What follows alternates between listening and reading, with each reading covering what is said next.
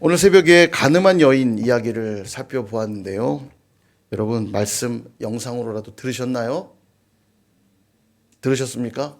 들으시길 바랍니다. 열심히 밥을 지어 먹이려고 애쓰니까요. 새벽에 안 나온다고 안 듣지 마시고, 설거지 하다가도 틀어놓으시고, 운전하다가도 틀어놓으시고, 새벽에 나와서 말씀 듣는 게 제일 좋고요. 못 오시는 분들은 영상이라고 하는 게 너무 좋은 소재가 있잖아요. 다시 들을 수 있잖아요. 꼭 말씀을 빠지지 말고 들으세요. 어디서 공짜표 나눠준다 그러면 눈에 불 켜고 달려가시죠. 근데 이 말씀에도 그런 좀 영적인 목마름이 있어야 돼요. 오늘도 내가 한 절도 놓치고 싶지 않다라고 하는 이 거룩한 열망이 있어야 됩니다. 그래야 은혜가 부어지는 거예요. 하나님의 기적 역사가 나타나는 거죠. 꼭 그러셨으면 좋겠어요. 새벽에 나와서 기도하실 때 못 나오는 분들은 영상으로라도 말씀을, 다른 성도들 은혜 받을 때 나 오늘 은혜 못 받는 일이 있지 않고 싶다, 이런 욕심이 있어야 돼요. 거룩한 욕심. 그래서 들으시고 그러셔야 됩니다. 열심히 저희 사역자들이 성도님들께 따끈따끈한 맛있는 밥 지어 먹이려고 애쓴다는 거 기억해 주시고, 여하튼 맛이 없어서 안 드시는 건가요? 그런 건 아니시죠? 이 가늠한 여인이 사실 우리의 모습입니다. 그죠? 우리가 있어야 될 자리가 가늠한 여인의 그 자리예요. 죄로 인해 절망하는 자리죠. 사실은 돌에 맞아야 될 자리죠. 죄로부터 자유한 자가 있나요? 없죠. 근데도 우리는 수시로 바리새인과 그 당국자들, 그 유대인들의 자리에 서서 누군가를 비판하고 정죄하기에 바쁜 것 같아요. 우리가 늘 확인해야 됩니다. 우리가 있어야 될 자리는요, 가늠한 여인의 자리예요. 거기 있어야 돼요. 왜냐하면 그 자리가 주님 만나는 자리거든요. 주님이 누구에게 다가가시냐면 가늠한 여인에게 다가가세요. 그리고 사람들을 다 물리치시고 죄 없는 자가 먼저 돌로 치라, 다 물리치시고 여인에게 말씀하죠. 여자요. 이거 그냥 무시하는 호칭 아니라고 그랬죠. 가장 존칭하는 표현입니다. 사랑하는 내 아들아, 사랑하는 내 딸아, 이런 표현이에요.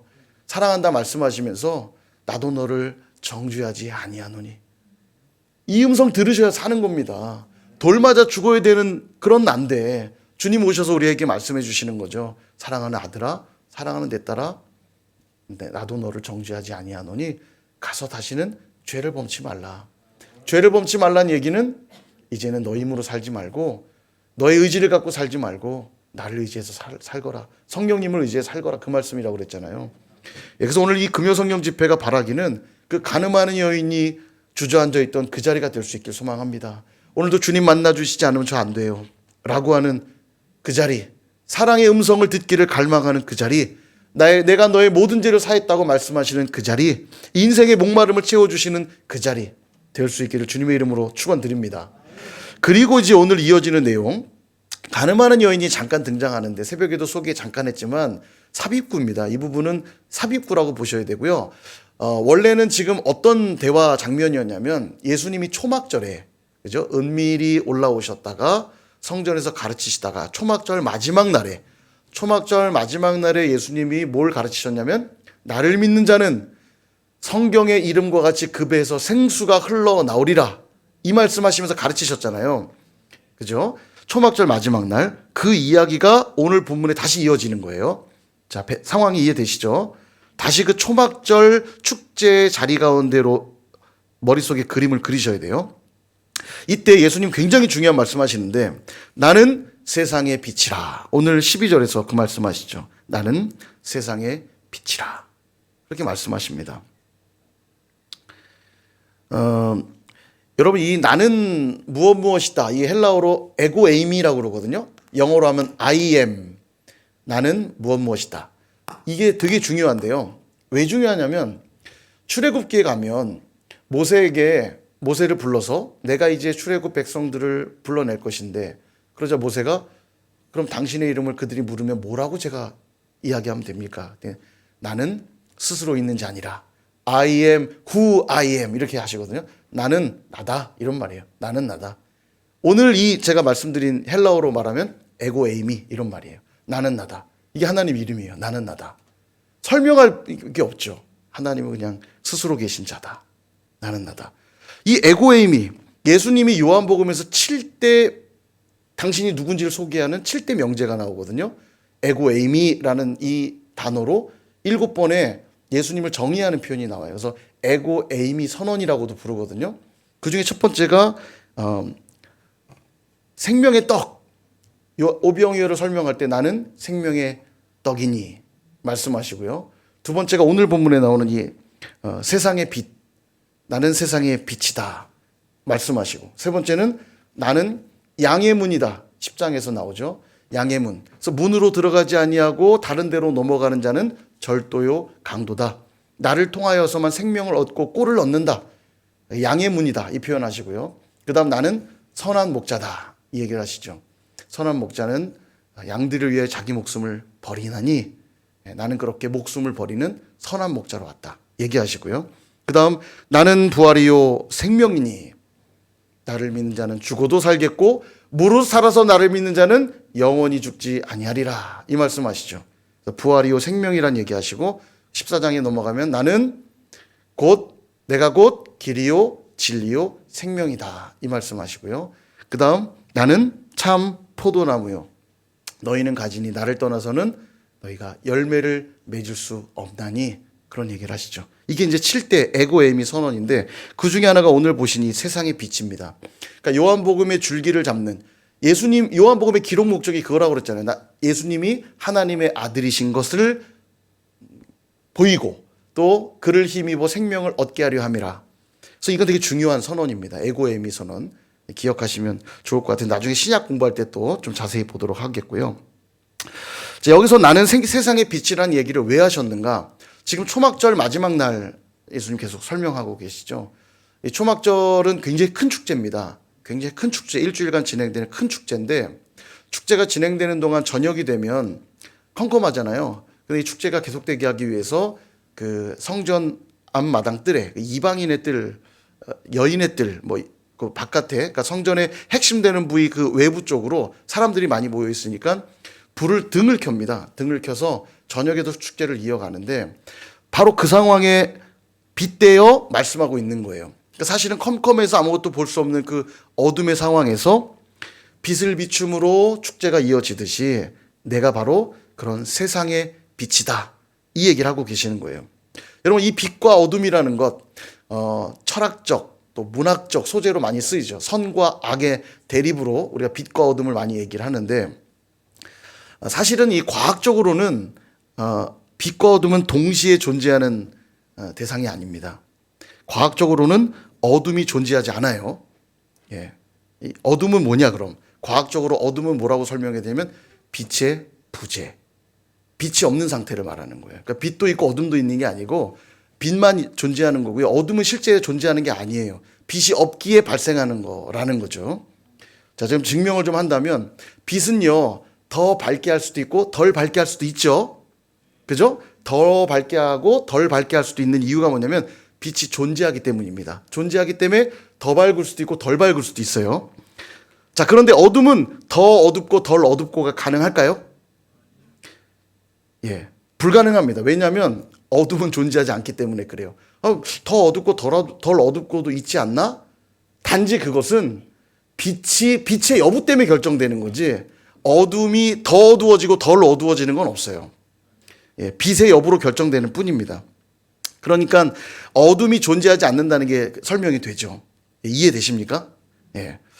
그래서 성경이 말하잖아요. 어둠은 빛을 이길 수 없다. 왜냐하면 빛이 들어오는 순간 어둠은 그냥 떠나가는 겁니다. 만약에 빛도 있는 것이고 어둠도 있는 거라면 빛과 어둠이 대립하고 공존하는 상태가 분명히 있어야 되는데 그런 일은 없어요. 빛이 나타나는 순간 어둠은 사라지는 겁니다. 왜냐하면 어둠은 그냥 빛의 부재일 뿐이니까. 이해되시죠? 빛과 어둠은 동시에 존재하지가 않아요. 그러니까 빛은 하나님이시고 만약 어둠은 사탄이라 해도 사탄과 하나님은 공존할 수가 없어요. 하나님의 권위 아래 사단이 있기에 하나님 밟으시면 끝나는 문제지 이것은 공존하고 대립하는 문제가 아니라는 거죠. 빛은 생명을 말하고요. 어둠은 죽음을 의미하는데 예수님이 지금 그 선언을 하고 있는 겁니다. 나는 세상의 빛이라. 바꿔 말하면 이 세상은 무엇 가운데 있다는 뜻입니까? 어둠 가운데 있다는 얘기예요. 이 세상은 어둠 가운데 있어서 예수님이 이 세상에 빛으로 오셨다는 겁니다.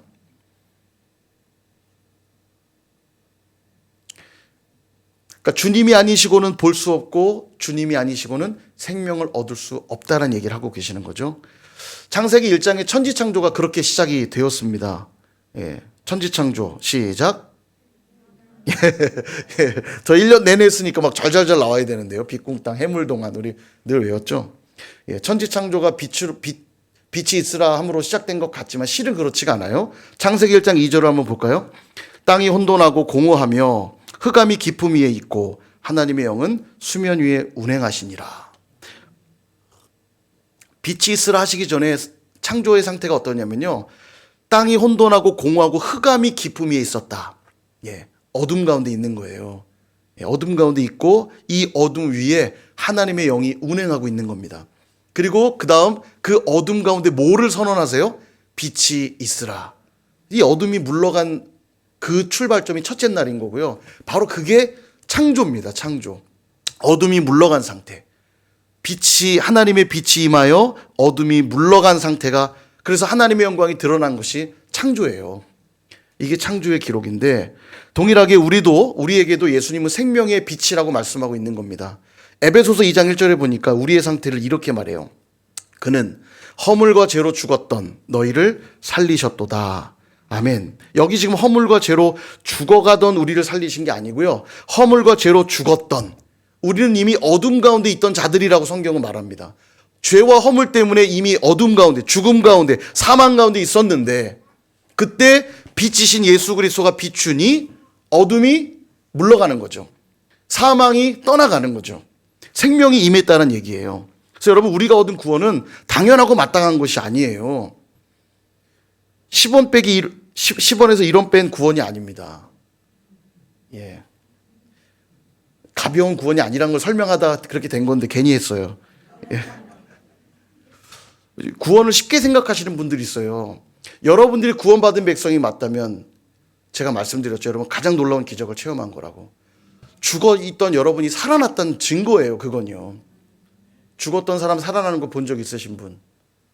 예, 보고 계시잖아요. 지금요. 저희가 죽었다 살아난 존재라니까요. 어둠 가운데 있었는데 하나님의 영이 어둠 가운데 있던 우리 위에 운행하시며 빛이 있으라.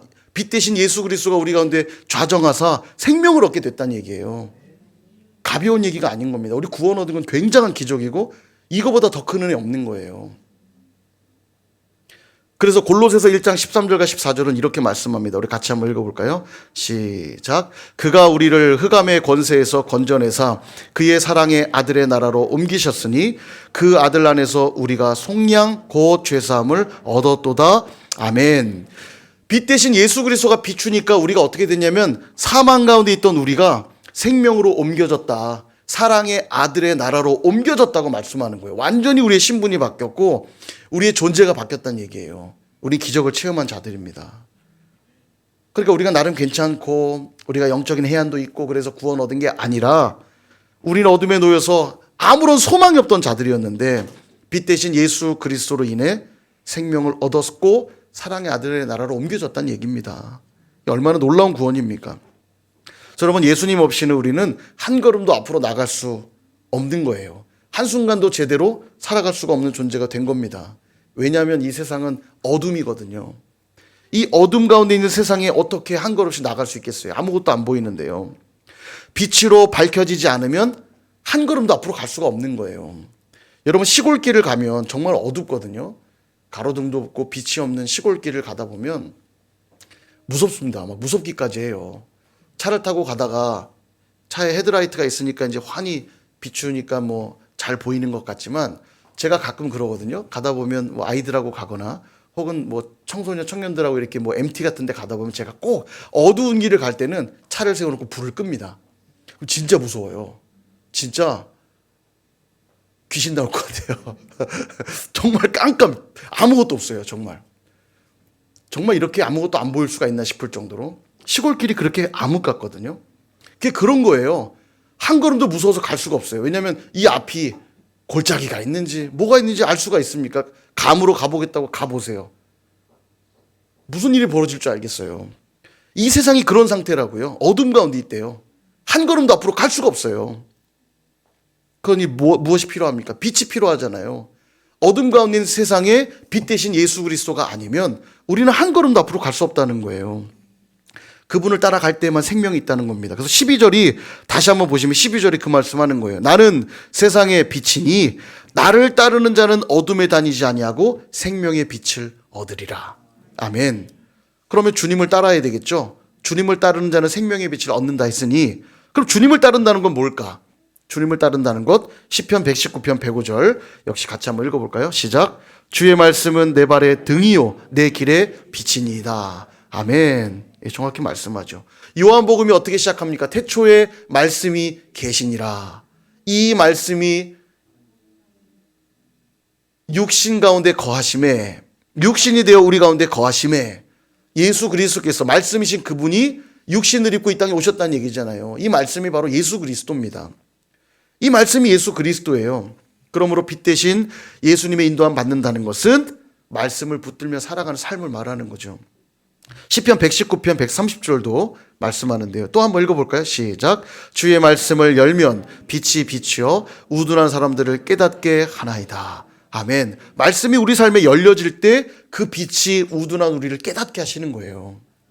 어둠과 혼탁함 가운데 있는 세상 속에 하나님의 지혜로 살아갈 수 있게 되는 겁니다. 여러분 이렇게 놀라운 진리가 선포되는데도 바리새인들은 계속 문제를 제기해요. 13절을 보면 네 증언은 참되지 않도다. 이 얘기를 지금 왜 하냐면요. 율법에 계속 나오는 얘기인데 어떤 사실이 사실로 확인되려면 두세 사람의 증인이 필요하다고 그랬죠. 근데 지금 너는 너 혼자 말하고 있으니 네 증언은 참되지 않도다. 네 말이 정말이라면 증인 데리고 와봐. 이 얘기예요. 우리 못 받아들이겠으니 증인을 좀 더 데려와 보시지. 이런 말입니다. 그러자 주님이 증명을 하시는 거예요. 친히 그들의 논리대로 증명을 하시는데요. 두 가지로 설명하시는데 첫 번째는 14절에 나옵니다. 14절을 보시면 예수께서 대답하여 이르시되 내가 나를 위하여 증언하여도 내 증언은 참되다. 왜냐? 나는 내가 어디에서 오며 어디로 가는 걸 알지만 너희는 어디에서 와서 어디로 가는 걸 알지 못하기 때문에. 어려워요. 예수님 말씀은 어려워요. 그죠? 이 무슨 말인가? 제가 좀 설명드리면 법은요 그 상위법이 있고 하위법이 있습니다. 그죠?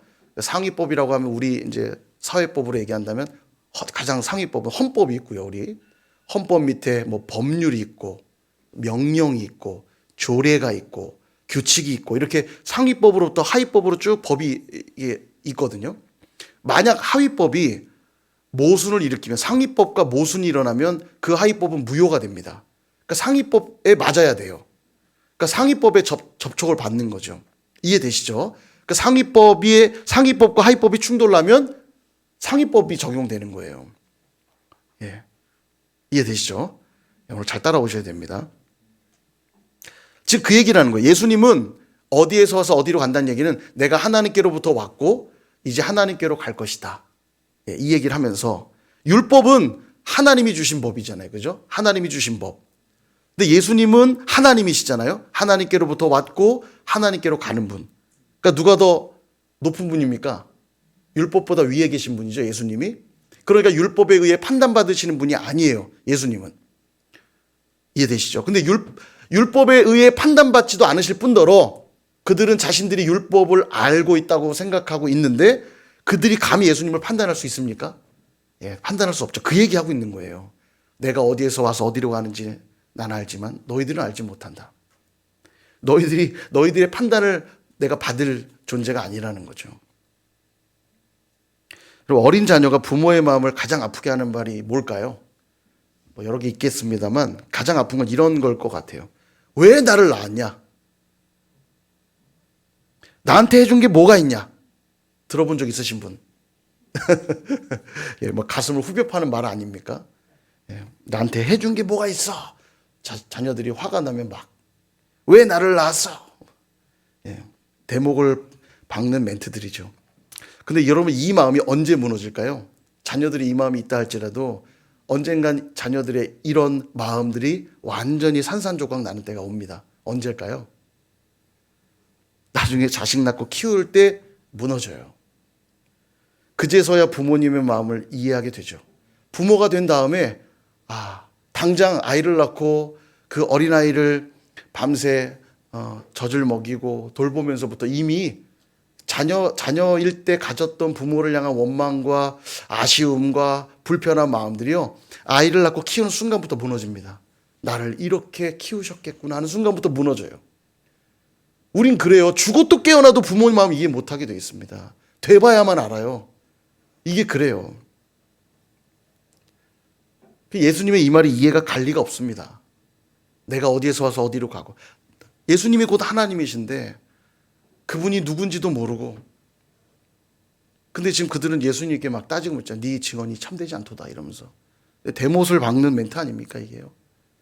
무슨 설명을 한다 한들 이해가 되겠습니까 그게. 이게 되게 중요한 영적 원리인데, 여러분 영국의 그 노예 무역상이었던 사진 한번 보여주실래요? 존 뉴턴이라는 사람이 있습니다. 이분이 어메이징 그레이스 작시하신 분이에요.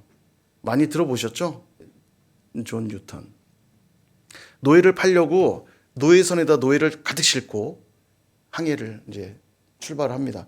그러다 엄청난 폭풍우를 만나게 되는데 죽음의 위기에 놓이게 돼요. 근데 그의 어머니가 독실한 그리스도인인데 그는 신앙에 별로 관심이 없던 자예요. 근데 죽음의 위기가 오니까 어머니가 믿던 그 하나님이 생각이 난 거죠. 기도를 하기 시작합니다. 하나님 살려달라고. 간절히 기도하기 시작해요. 그리고 정말 기적적으로 살아나게 되거든요.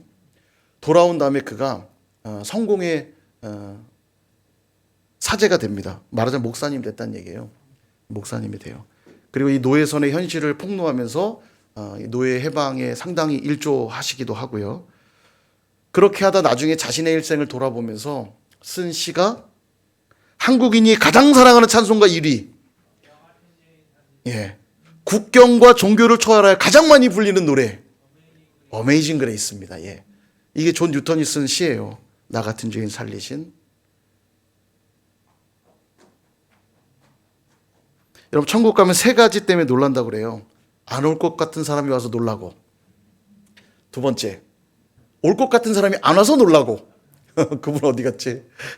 마지막 세 번째는 나와 같은 죄인이 왔다는 사실 때문에 놀란다는 거예요. 내가 천국에 갈 수 있을까? 나 같은 자가. 정말 자격 없고. 그럼 아닌 것처럼 지금 앉아 계시는데요. 예. 여러분 마음을 까발릴 수 있다면, 여러분의 삶을 파노라마처럼 사람들 앞에 펼쳐놓을 수 있다면 끔찍합니다. 그죠? 얼마나 끔찍해요. 누가 볼까봐 두렵지 않나요? 말하지 않으니까 감추고 사는 거지. 사실은 내 마음에 일어나는 그 수많은 미움과 원망과 불평과 그 지은 죄들 낱낱이 다 사람들이 까발린다고 그러면 정말 내가 천국 가도 될까 싶지 않겠어요? 근데 그런 내가 천국에 간 거 보고 깜짝 놀란다는 거죠. 나와 같은 죄인도 구원을 얻다니.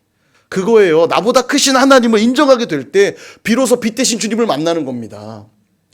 나보다 크신 하나님을 인정하지 않으니까 바리새인들처럼 따지고 논쟁하고 죽이려 하는 거 아니겠어요? 그런 자들에게 생명의 빛을 경험할 수 없는 것입니다. 부모가 나보다 크신 분이라는 걸 인정하게 될 때 겸손해지고 부모의 은혜를 알게 되듯이 우리의 신앙도 똑같습니다. 내가 다 알지 못하지만, 내가 오늘 내 삶에 일어난 일들 다 이해할 수 없지만, 그래서 주님을 거부하는 게 아니라 도리어 그렇기 때문에 우리 주님이 나보다 크신 분이고 위대한 분인 걸 믿고 그분만 의지할 때 빛 대신 그분, 생명 대신 그분을 만나게 되는 줄 믿습니다. 두 번째 주님이 펼치시는 논증이 뭐냐면 그들의 율법적 제기에 대해 다시 한번 논증을 하는데 17절을 보면 재미난 표현 하나가 나옵니다. 주님 뭐라고 하시냐면 이렇게 말해요. 너희 율법에도, 이렇게 말합니다. 너희 율법에도. 정말 조심해야 될 부분인데요. 여러분 율법이 누구 겁니까? 이거 하나님 주신 거 아니에요? 근데 너희 율법에도, 이 율법이 누구 거래요? 너희 거래요. 너희 거. 너희가 내 거라고 말하는 그 율법에도 자기들 마음대로 해석하고 적용하니까 주님이 너희 율법에도, 주님이 그렇게 단서를 달고 있어요. 너희 율법. 우리도 그럴 수 있습니다. 내가 좀 안다고 하는 걸 가지고 고집 부리는 경우들이 있어요. 가만 들여다보면 진리에 관한 것도 아닙니다. 대부분 관습적인 것이고 율법적인 것들이에요. 우리가 늘 확인해야 되는 건 뭐냐? 하나님의 뜻이 무엇인지, 하나님의 마음이 무엇인지 이걸 살펴야 되게 중요해요. 그러지 않으면 그냥 나의 율법, 너의 율법이 돼버리고 말아요. 하나님과 관계없는, 하나님과 무관한. 여하튼 주님이 강조하는 이 율법의 내용으로도 논증을 하시는데, 그들이 강조했던 율법의 내용이 이거였죠. 증인 데려와 보세요. 그럼 믿을게요. 지금 당신 혼자 떠드는 거 아닙니까? 증인 있나요? 그때 주님 뭐라고 답하시냐? 18절. 내가 나를 위하여 증언하는 자가 되고 나를 보내신 아버지도 나를 위하여 증언하신다.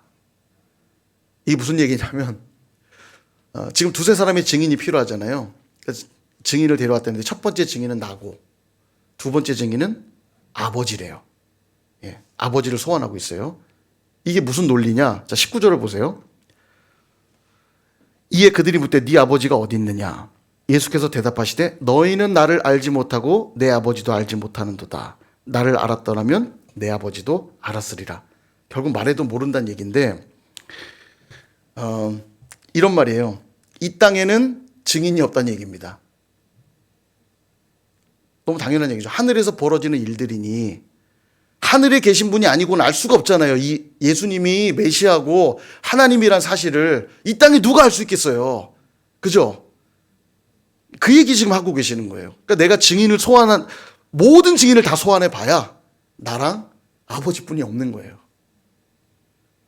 그럼에도 불구하고 두 명의 증인이 있으니 이 말은 참되도다.